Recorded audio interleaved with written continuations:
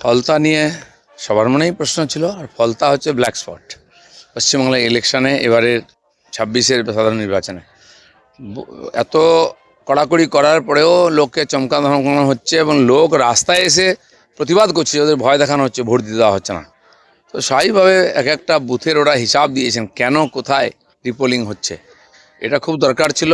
এই ধরনের যে রাক্ষসী প্রবৃত্তির লোকেদেরকে না সবার সামনে এক্সপোজ করার দরকার ছিল, সেটা ইলেকশন কমিশন করেছেন, তাদেরকে ধন্যবাদ।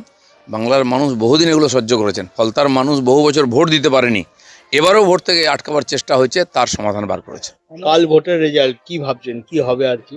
যা হওয়ার হয়েই গেছে, খালি ডিক্লেয়ার করা বাকি নাম্বারটা, আর সরকার হবে বিজেপির। ভোটের ফলাফল বেরোনোর দুদিন আগে সুর বদল করলো হুমায়ুন কবির, কোনো মতে বিজেপিকে সাহায্য না। দুই দিকে আছি, তারপরে কোথাও নাই।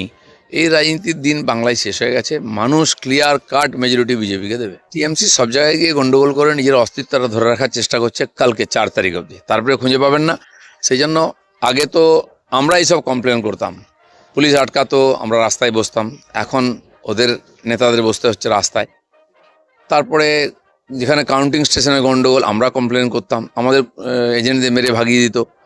স্ট্রং রুমে সেখানে গন্ডগোল করার চেষ্টা ওরা করতো, আমরা কমপ্লেন করতো। এবারে উল্টো হয়ে গেছে, অলরেডি ওরা বিরোধী আসন নিয়ে নিয়েছে, এর থেকে প্রমাণ হয়ে যাচ্ছে। যে ডায়লগগুলো আমরা দিতাম, আমাদের কর্মীদের বলতাম সাবধান থাকবে, শেষ পর্যন্ত থাকবে, ছাড়বে না, আজকে ওরা দিচ্ছে। তার মানে কি মনের থেকে হেরে গেছে, খালি গণনার বাকি। এই যে হারার মানসিকতা, এটা বরে বরে কর্মীদেরকে, নাহলে ওরা আসবেই না কাউন্টিং এজেন্ট হতে। ওরা বলেই দিয়েছে অনেকে, আমরা সকালে যাব না, হাওয়া দেখে তারপর ঢুকবে। হাওয়া পাল্টাবে না। 226-30 থেকে 200-তে নেমেছেন, দেখে নিন আপনি, ঘন্টায় ঘন্টায় নামছে। যেরকম এক্সিট পোলের পাড়া বা ওপিনিয়ন পোলের পাড়া আস্তে আস্তে উঠেছিল আমাদের 110-20 থেকে আরম্ভ করে আজকে 170-80, ওটাও 200 পার হয়ে যাবে।